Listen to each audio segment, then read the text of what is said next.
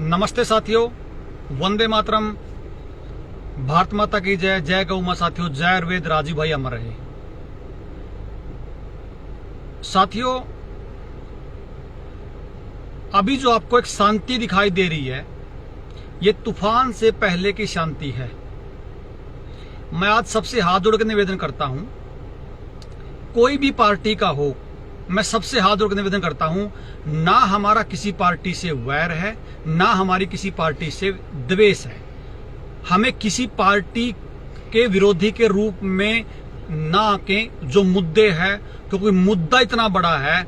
मैं इस पेज को कोशिश कर रहा था कि मैं इस पेज पे इस तरह के किसी चीज के लिए लाइव नहीं आऊंगा, लेकिन मुझे आज समझ में आया कि मैं अगर इस पेज को करूंगा क्या बचा के, अगर इंसानियत ही नहीं बची तो मैं इस पेज को बचा के क्या करूंगा। साथियों, मुद्दा इतना, मतलब जीवन का सबसे कठिन मोड़ पे हम आके खड़े हो चुके हैं और आपको समझना होगा, बिना समझे काम नहीं चलेगा। साथियों, बहुत मतलब जिंदगी का मैं मानता हूं कि जितने दुख हमने इस उम्र 40, 35, 38 साल की उम्र में देखे हैं, या जितने डर देखे हैं, ये सबसे बड़ा डर जिस चीज का था वह उस मोड़ पे आके हम खड़े हो चुके। साथियों, निवेदन करूंगा, जो साथी इसको एक बार देखे, अभी लाइव देख रहा है वो भी इसको शेयर कर लीजिए, और जो बाद में भी देखे, एक इंसान होने का धर्म निभाइए और इसको शेयर कर दीजिए, क्योंकि हो सकता है कि इस वीडियो के बाद ये पेज दोबारा ना चल पाए, क्योंकि इस पेज को 2 महीने से इसलिए रोक के रखा हुआ था कि मतलब इस पेज की रीच ठीक ठाक हो जाए, क्योंकि पहले उस मामले में इस पेज की बिल्कुल रीच 0 हो चुकी थी।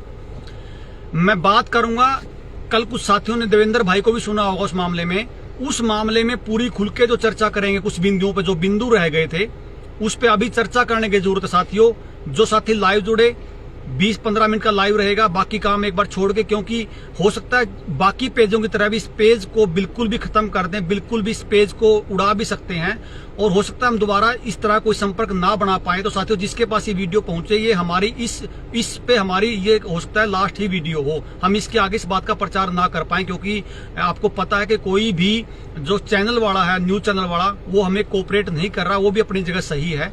साथियों, मैं ज्यादा आपको लंबा नहीं खींचूंगा। देवेंद्र भाई, सभी को सभी साथियों को नमस्ते, वंदे मातरम, भारत माता की जय। साथियों, जैसे किस तरह कल पूरे मामले का आपको जो संज्ञान में आया था, एक बिल लोकसभा में आने वाला है मानसून सत्र में उसका ड्राफ्ट जो है उसका तैयार हो चुका है। उसका नाम क्या है बिल का?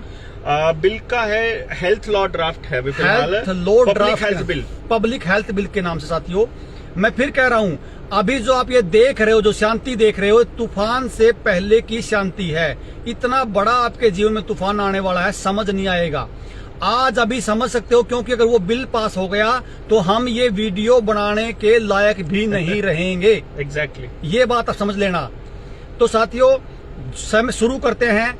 मुख्य बिंदु पे बस चर्चा करेंगे कि वो उसमें समस्या क्या है। नाम जो है वो हेल्थ बिल के नाम पे, लेकिन उसमें है क्या, मैं एक बात इसमें समझा देता हूं। साथियों, अभी जो ये पूरा प्रकरण चला, 2 साल जब पूरा प्रकरण चला, और जब लोग समझने लगे, और आप लोगों की वजह से जब उनका मिशन फेल होना शुरू हुआ, और आप लोगों ने जो उनका अश्वमेध जो घोड़ा था वो रोक दिया, खासकर हरियाणा के संबंधित जिलों में वो घोड़ा को जब रोका, अश्वमेध घोड़े को, तो उनको एक चीज समझ में आ गई कि ये जो लोग हैं ये इतनी आसानी से नहीं हार मारने वाले, इसलिए उन्होंने प्लान बी पे काम करना शुरू कर दिया है। और हमारी जो सबसे बड़ी एक जो समस्या, या हमारी सबसे बड़ी एक सोच जो ये थी कि जो तीसरी लहर है ये क्यों नहीं आ रही, इसका कारण आज हमें समझ में ये आया है कि ये तीसरी लहर अब की बार प्लान बी के तहत लेके आने वाले, पूरी तैयारी के साथ, क्योंकि अगर उसी तैयारी में ये ले आते तो आप दोबारा से उसको फेल कर सकते थे। अब की बार इनका कोई प्लान फेल ना हो, किसी कानून का सहारा लेके, इसलिए इन्होंने प्लान बी पे जो काम किया है। अब ये जो लहर आएगी, लिख लेना, ये लहर इस बिल के पास होने के बाद ही आएगी। तब तक वो लहर रहेगी चाइना में, तब तक वो लहर रहेगी दूसरे देशों में, लेकिन भारत में तभी आएगी जब ये बिल पास हो जाएगा, क्योंकि जिस दिन ये बिल पास हो गया आप कुछ भी नहीं कर पाओगे। देवेंद्र भाई, इस बिल के बारे में मोटी मोटी आप बताना शुरू कर दिए, इस बिल में ऐसा है क्या? 2-3 चीजें मैं आप दोस्तों को बता दूं भाई कि एक तो दूसरे देशों में अभी लहर आती रहेगी, उसके मैं रोज बीच में आपको छेड़ देता हूँ। हाँ चाइना मॉडल, क्योंकि अभी वो लहर चाइना में क्यों है? क्योंकि ये जो बिल का जो प्रारूप है वो चाइना में कभी का लागू हो चुका है। यस। ये बात ध्यान रखने वाली है। वहां पे जो तीसरी लहर इसलिए सबसे पहले आई है क्योंकि ये सारे के जो इस बिल में चीजें हैं वो सारी ऑलरेडी चाइना में हैं। तो वो चाइना की तरह आप लोग विरोध ना करो, आप लोगों के हाथ किस तरह बांधने हैं वो इस बिल में लेके आएंगे, तब चाइना से उसको बॉर्डर पे क्रॉस कराएंगे। देखो, एक चीज मैं आपको बताऊं कि चाइना हमारे से लगभग 20 साल 25 साल आगे है और टेक्नोलॉजी में तो 50 साल आगे है, लेकिन जो अभी यहाँ हो रहा है वो चाइना में 15 साल पहले, जब 20 साल पहले जिस टाइम पे ये कम्युनिस्ट नहीं आए थे, फासिस्ट नहीं आए थे वहां, उससे पहले का दौर में अभी इस वक्त हम लोग हैं। यानी कि जिस तरह उन्होंने डिक्लेयर कर दिया कि कम्युनिस्ट पार्टी ही रहेगी, वन पार्टी गवर्नमेंट रहेगी, उसी तरह से वन पार्टी गवर्नमेंट या एक ही आदमी देश का मुखिया रहेगा, वो भी यहाँ पर डिक्लेयर जिस दिन हो जाता है, समझ लीजिए चाइनीज मॉडल वहाँ लागू हो जाएगा। अब आ जाइए। तो अभी वहां पर ये चीज है। अभी मैं आपको 2 चीजें ये दिखा रहा हूं, मैं आपको दिखा भी देता हूं। मैं अभी जो मैंने रेफरेंस लिया है, मैंने ये टाइम्स ऑफ इंडिया, जो इंडियन एक्सप्रेस की ये रिपोर्ट है, आपके सामने नजर आ रहा होगा। द न्यू ये जो न्यू हेल्थ लॉ ड्राफ्ट है, 4 टायर सिस्टम है, मैं इसको जस्ट बता देता हूं। इसके अंदर क्या है, इस चीज को समझना पड़ेगा आपको। एक अपने देश के अंदर 1895 में 1897 में एक एक्ट है, 1897 का एपिडेमिक डिजीज एक्ट है। उस एक्ट को रिप्लेस करने के लिए ये प्रपोज किया गया है, ये एक्ट जिसका नाम है नेशनल पब्लिक हेल्थ एक्ट। अभी फिलहाल जो हमारा मॉनसून सत्र है उसमें इसको पेश किया जाएगा। ड्राफ्ट तैयार हो रहा है। 4 टायर सिस्टम है कि हेल्थ मिनिस्ट्री क्या डिफाइन करेगी, केंद्र का क्या रोल होगा। हेल्थ मिनिस्ट्री मतलब केंद्र का रोल मतलब हेल्थ मिनिस्ट्री, और दूसरे नंबर पे जो स्टेट है उसका क्या रोल रहेगा। स्टेट के बाद फिर डिस्ट्रिक्ट लेवल पे क्या होगा, फिर लोकल लेवल पे क्या होगा। 4 जगह पे इसके प्रावधान किए गए हैं कि आपकी ताकतों को अब पूरी तरह से डिफाइन किया जाएगा। जैसे आपको ध्यान हो, अभी जब एडवोकेट नीलेश ओझा ने जब मुंबई के अंदर, मुंबई हाईकोर्ट के अंदर, महाराष्ट्र हाईकोर्ट में जब उन्होंने अपने केसेस डाले और जब हाईकोर्ट ने जब सरकारों से पूछा कि आपके कौन से वो रिसर्च हैं, आपकी कौन सी वो फाइंडिंग्स है और वो मिनट्स ऑफ मीटिंग दिखाओ जिसमें तुम कह रहे हो कि एक्सपर्ट ने कहा है कि ऐसा होगा, एक्सपर्ट की राय है कि तुमको ये लगाना है या ये लगाना है, तो एक्सपर्ट कौन है वो दिखाओ और उनकी वो मिनट्स ऑफ वो मीटिंग दिखाओ और किस किसने क्या क्या कहा।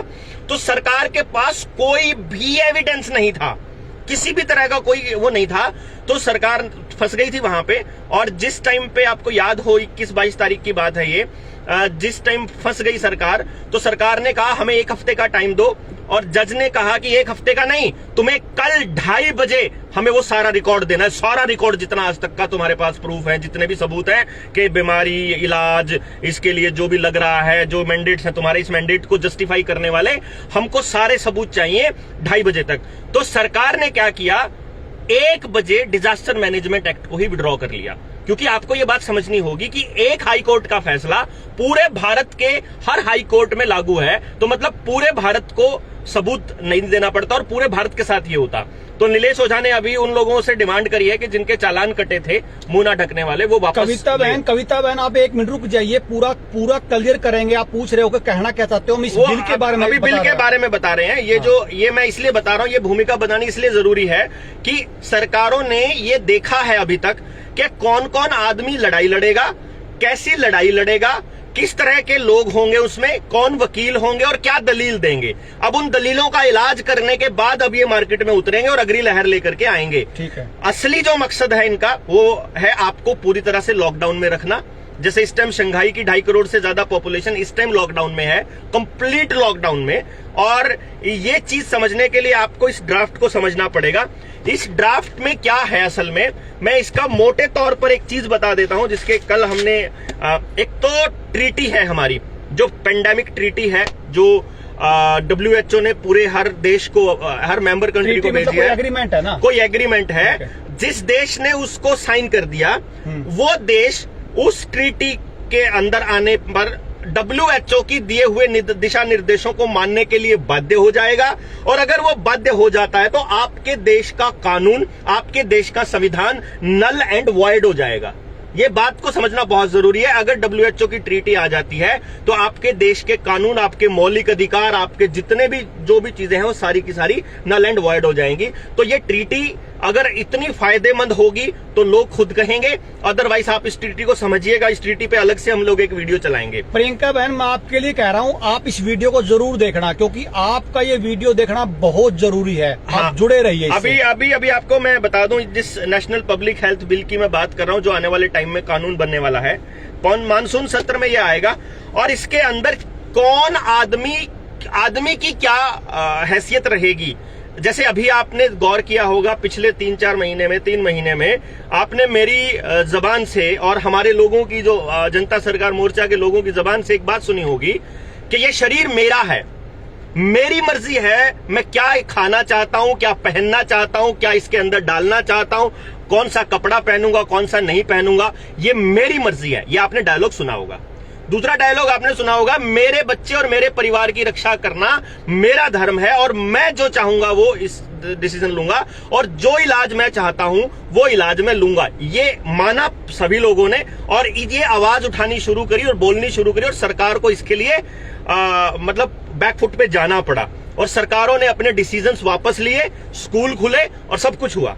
लेकिन अब सरकार ने इससे सबक लेते हुए एक खेल खेला है। उसमें क्या खेला है, जो ये नेशनल हेल्थ बिल है, इसके अंदर हालांकि आप रिपोर्ट उठाएंगे, आप अभी तक गूगल इसको चेंज नहीं कर पाया है, चेंज करने की जरूरत भी नहीं है क्योंकि सरकार ने बल्कि बकायदा सारे के सारे चैनल्स को इसके डिटेल दी है। तो इसमें क्या कहा है, बहुत ही खूबसूरत तरीके से मेंशन किया हुआ है। अंग्रेजी भी बोलूंगा मैं ताकि जो लोग साथी हैं वो पढ़ पाएं, इस लैंग्वेज को समझ पाएं। A new draconian public health legislation to be introduced in the monsoon session of the parliament allows the government to forcibly धक्के से test, quarantine, whack dash scene the people of India। यानी कि आने वाले वक्त में अगर ये बिल कानून बन जाता है तो ये कानून सरकार को अधिकार देता है कि उसके बाद अगर सरकार चाहे तो आपको आपकी मर्जी के बिना जबरदस्ती टेस्ट कर सकती है, जबरदस्ती क्वारंटाइन कर सकती है। शेयर कर दीजिए क्योंकि ये हो सकता है इसके बाद ये पेज ही ना बचे, इसको शेयर जरूर करते रहिए। शेयर भी कर लेना, वीडियो खत्म होते ही डाउनलोड करके अपने अपने चैनल पे भी लगा लेना। हमें कोई शौक नहीं है कि हमारे चैनल पे ही चले ये वीडियो, लेकिन आप अपनी जगह पे लगा लीजिए। आप इसको अपने भाषा में बोलकर लोगों को बताइए, लेकिन बताना बहुत जरूरी है। Any person can be examined, किसी भी आदमी का टेस्ट किया जा सकता है, vaccinated and given any other treatment without his consent. मतलब किसी भी आदमी को उसकी मर्जी के बिना कोई भी इलाज दिया जा सकता है। यानी आपको बुखार हो गया, आप कहते हो कि मैं आयुर्वेद के हिसाब से व्रत रख के खाली पेट रह के मैं अपना ठीक करना चाहता हूं। यहाँ जो सुनने लायक जो बात है, मैं निवेदन करता हूं, मैं हाथ जोड़ रहा हूं, हम किसी पार्टी से, हमें आज लड़ाई पार्टी की नहीं इंसानियत की है। और मैं खास जो अपने आप को ये कहते हैं कि हम राष्ट्रवादी हैं, वो कहाँ गया वो लोग जो राष्ट्रवादी अपने आप को मानते हैं। आप आयुर्वेद, अब आपका आयुर्वेद से इलाज कराने का हक छीना जा रहा है साथियों। आयुर्वेद क्यों? आपका होम्योपैथी से, आपका नेचुरोपैथी से, अब दुनिया की कोई ताकत आपको किस चीज से इलाज करवाना है, आपको कोई बचाने वाला नहीं। आपको एक ही पैथी से इलाज दिया जाएगा। आज पूछिए नुकुरमाना, आप जो आपके सत्ता में जो बैठे हैं जो लोग, उनसे पूछिए कि किस अधिकार पे आप ये बात कह रहे हो, किसने आपसे पूछा। साथियों, आप लोग पूछना शुरू करिए। हमारा किसी पार्टी से विरोध नहीं है, हमारा विरोध ये है कि हमें जीने का अधिकार तो दे दीजिए, हमें जीने का अधिकार तो छोड़ दो। आगे जो बात आएंगी, मैं एक बात आज पहले, अभी इससे पहले बता रहा हूं, जो हमारा कोई पीछा छुड़वा दे, हम उस पार्टी के गीत गाएंगे, हम कभी टिकट नहीं मांगेंगे, उसकी सदस्यता लेंगे उस पार्टी की। लेकिन हमारी ये बात कोई पार्टी उठा दे, इस भारत में कोई पार्टी हमारी बात उठा दे, हम उसका प्रचार करेंगे। लेकिन इंसानियत के नाते इस इंसानियत को कोई बचाने वाला, कोई पार्टी वाला हो तो हमारी आवाज उठा दे, हम उसके गीत गाएंगे। अगली लाइन समझिए।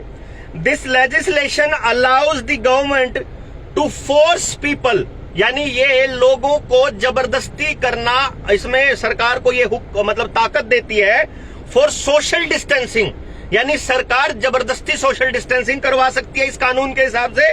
And to carry out the surprise inspection, यानी कि अचानक inspection of the place they live and work in, यानी जहां आप रहते हो और जहां आप काम करते हो वहां औचक निरीक्षण का अधिकार देती है ये सरकार के आदमी को। अब इसमें मैं जोड़ दूं बात है, जो लोग मेरे जैसे जो लोग थे वो ये सोच रहे थे कि भाई चलो सरकार अगर कहीं बाहर नहीं जाने देगी तो मैं अपने खेत में रह के काम चला लूंगा, अपने घर में रह के काम चला लूंगा, मैं दुनियादारी से नाता तोड़ दूंगा। लेकिन मुझे ये चीज नहीं लेनी है, मुझे इसमें नहीं जाना, मुझे अपने बच्चों को बचाना है। अब वो आपका अधिकार नहीं रहा। आप अपने घर में, अपने खेत में जहां भी होगे, आप पे निरीक्षण के नाम पे आपको चिन्हित कर करके आपको ठोका जाएगा। ये कहना चाहता ये कानून, और ये मैं और देवेंद्र भाई नहीं कह रहे, ये कानून कोई भी गूगल से सर्च करके आप इसका ड्राफ्ट निकाल सकते हो। अगर एक बात भी हम गलत इसमें कहें तो हमारे जूते मारना सिर पे। अगली पॉइंट है, the draft law also allows the government to kill birds and animals, यानी कि इसका मतलब ये है जैसे इस बीमारी के ये जानवरों को भी लगाए जा रहे थे, भैंसा का भी ला दिए, कुत्ता का भी ला दिए, अब ये ड्राफ्ट जानवरों को और पक्षियों को मारने का अधिकार देता है सरकार को। समझिए भाई, अब सुनिए मेरी बात ध्यान से।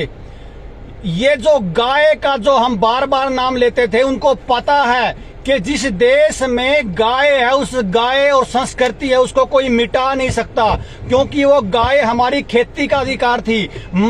अगर मेरा कोई कल को डीएपी बंद करता, कोई यूरिया बंद करता, तो मैं मेरे पशुधन से खाद बना के वहां पे डाल सकता था। अगर मेरे पास तेल ना हो तो मैं बैल से खेती कर सकता था। अगर मेरे पास कुछ भी ना हो तो मैं अपने दूध से, सारी चीजों से अपने घर पे गुजारा कर सकता साथियों। लेकिन आज मेरी बात आप लिख लेना, जिस तरह से पहले बीमारी के नाम पे, मैं नाम ले रहा हूं, संघ और बीजेपी के लोगों ने लोगों को ठुकवाने का काम किया, अगली जब लहर आएगी वही लोग सरकार के कहने पे, सरकार ये कहेगी कि जो ये गाय और जो भैंस है इनकी वजह से वायरस की समस्या है, वही लोग जो अपने आप को राष्ट्रवादी कहते हैं, इन सरकारों के चंगुल में आके ये जो रोड पर जो घरों में जो गाय है इनका वध करेंगे और उनको लगेगा कि हम राष्ट्रवादी हैं। साथियों, कांग्रेस तमाशा देखिए, कांग्रेस तो चाहती ये है कि इस देश से गाय खत्म हो। लेफ्टिस्ट तो चाहते भी यही है कि इस देश से गाय खत्म हो। आम आदमी पार्टी की सरकार ने तो कभी गाय की सपोर्ट ही नहीं की, और मैं बीजेपी संघ के लोगों को दिखाऊंगा, वो सरकार के कहने पर राष्ट्रवाद का भरम होते हुए उनको लगेगा कि हम राष्ट्रवादी देश को बचाने निकले। जिस तरह लोगों को ठोका, उसी तरह सबसे पहले शिकार होंगी हमारी गाय जो रोड पे हैं, उसके बाद शिकार होंगी घरों वाली, क्योंकि सरकार, उनको पता है कि जब तक पशुधन किसान के खेत में है उसको कोई दुनिया की ताकत हिलाने वाला, गुलाम बनाने वाला नहीं है। तो सबसे पहला जो टारगेट होगा वो पशुधन का होगा। साथियों, ये लिख लेना, इस बात को आज नोट कर लेना, क्योंकि इसमें एक रिसर्च दी जाएगी कि भैंस और गाय के मुंह से जब जुगाड़ी करती है तो एक गैस निकलती है साथियों। लेकिन वो जो रिसर्च है वो जर्सी गाय की होगी, और मारने का जो आपका प्लान होगा वो देसी गाय को मारने का प्लान होगा। साथियों, मैं आज भी कह रहा हूं, हमारा किसी पार्टी से विरोध नहीं है, लेकिन आप इन पार्टियों के अंधभक्ति में निकलिए बाहर, क्योंकि अब जो विषय है वो इंसान को बचाने का, इंसानियत को बचाने का, साथियों गाय को बचाने का, देश को बचाने का है। हाथ जोड़ रहे हैं आपसे। अगर आपको कहीं हमसे बात करनी हो, हम आपके घर पे आ जाएंगे। समझ लीजिए बात को, विषय इतना बड़ा है, हम आगे मुंह दिखाने लायक नहीं बचेंगे। आगे सुन लो, एक बार इसको साथियों शेयर करते रहो। जाना बहुत जल्दी है, बाहर वेट कर रहे हैं। The bill empowers the state and the local government to take the appropriate measures, यानी ये कानून सरकार को ऐसे कदम उठाने के अधिकार देती है जिसमें क्वारंटाइन करना हो आदमी को, अगर अकेला गिरना हो एक डब्बे के अंदर तो सरकार को अधिकार होगा। डिकंटेमिनेशन द स्पेसीज, आसपास के रास्ते में छिड़काव करना हो क्या है का उसका। आइसोलेटिंग द इन्फेक्शियस एजेंट्स, यानी ऐसे लोग जो फैलाते हैं वायरस, उन लोगों को अलग करके, मतलब उनको आइसोलेट करना, एनिमल बर्ड को डिस्ट्रॉय करना और सरप्राइज एनिमल बर्ड को मतलब एक ऐसी बीमारी, इसका मतलब आएगी 200% ये बीमारी एक ऐसी लेके आएंगे जिसका जो ठिकरा है वो एनिमल पर, बर्ड्स पे फूटेगा बस। साथियों। अगली चीज और, मेडिकल एग्जामिनेशन किया जा सकता है, लेबोरेटरी टेस्ट किया जा सकता है, लेबोरेटरी एग्जामिनेशन। आपको ध्यान हो, जब मेरी गिरफ्तारी हुई थी तो मैंने 16 सेक्टर के जो मेडिकल अस्पताल है, वहां पे जो पीजीआई है, छोटी पीजीआई, उसमें मैंने अपना टेस्ट करवाने से मना कर दिया था। मैंने विरोध किया, मैंने बोला ये मेरा शरीर है, मैं नहीं लूंगा, कोई टेस्ट नहीं कराऊंगा। सरकार को, पुलिस वालों को मेरा डिसीजन मानना पड़ा और मुझे वो ऐसे ही लेकर के गए थे और फिर जुगाड़ किया उन लोगों ने अपने आप से। उसके बाद इस कानून के बाद आपका जबरदस्ती टेस्ट हो सकता है, सब कुछ है। आपका डीएनए सैंपल लिया जा सकता है, आपका ब्लड सैंपल आपकी मर्जी के बिना लिया जा सकता है। आप ये समझो कि आपकी निजता के कोई मतलब नहीं है, आपके ऊपर केवल आरोप लगाना है और आपके ऊपर कोई भी टेस्ट, कोई भी इलाज, कोई भी ये जो लगाते हैं ये केमिकल आपके शरीर में डाला जा सकता है। और साथियों, इसका शिकार सबसे पहले होंगे हमारे जैसे लोग, ये ध्यान रखना। हाँ। इसलिए मैं कह रहा हूँ, हो सकता है हम कुछ दिन बाद आपको कहीं भी ना मिले, ढूंढने से भी ना मिले, और ना वीडियो में मिले, ना कहीं आपको ढूंढने से भी ना मिले। और सबसे बड़ी बात, ये सब कुछ बिना उस आदमी के मर्जी के किया जा सकता है। आपकी माँ, बहन, बेटा, बेटी, कोई नहीं बख्शा जाएगा, आप किसी को नहीं बचा पाओगे। जो 2002 में हुआ था, नरसंहार का दौर आने वाला है, वही वैसा ही जो जिसकी मैं बात कर रहा था। आपको संभलने का मौका भी नहीं दिया जाएगा। अभी 4+1 यानी 5, 4+1G जो टेस्टिंग चलेगी उन रेडिएशंस की, उसी टाइम पर ये कानून आएगा, उसी टाइम पर लोग सड़कों पे गिरने पड़ने लगेंगे, उसी टाइम पर अगली लहर का नाम लेकर के आपको जबरदस्ती उठाया जाएगा। उसी टाइम पर ये लोग तैयारी कर चुके हैं। आपको कितनी तैयारी करनी है ये देखना है। आप अपने जैसे कितने लोगों को इकट्ठा कर सकते हो, आप अपने जैसे लोगों को कितना कर सकते हो। आप अगर आज भी अंधभक्ति में डूबे हुए हो, आपका सर्वनाश निश्चित है। किसी भी पार्टी की अगर ये बात कोई उठाने वाला हो, इसका बिल का कोई विरोध करने वाला हो आपकी पार्टी में, हमें बताइए। हम उसका 1 रुपया कहीं नहीं लगने देंगे। घर से पेट्रोल फूंक के उस पार्टी का प्रचार करेंगे। लेकिन साथियों, निकलिए इससे बाहर। आप अगर किसी पार्टी में जाके अपनी सेटिंग करना चाहते हो, अपना घर बसाना चाहते हो, अपने आप को अमीर देखना चाहते हो, तो भूल जाइए, ऐसा कुछ नहीं होने वाला। कोई पैसा, कोई दौलत, कोई प्रॉपर्टी काम नहीं आने वाली है, काम नहीं आने वाली है। पूरे मतलब कुनबे इतिहास बनने वाले हैं। कि मैं फलानी पार्टी से हूँ, मेरा वर्कर बनिए, मेरा साथ दिए, जूते मारिए उसको पूछिए बात ये। साथियों, कोई साथी खड़ा बाहर, कुछ बात और अर्जेंट बात करनी है, इस वीडियो को अपना पर्सनली मान के इसको जितना शेयर उसका करिए, इसको डाउनलोड कर लीजिए, क्योंकि हो सकता है ये इसके बाद ये पेज ना बचे। वंदे मातरम साथियों, भारत माता की जय, जय गौ मां साथियों।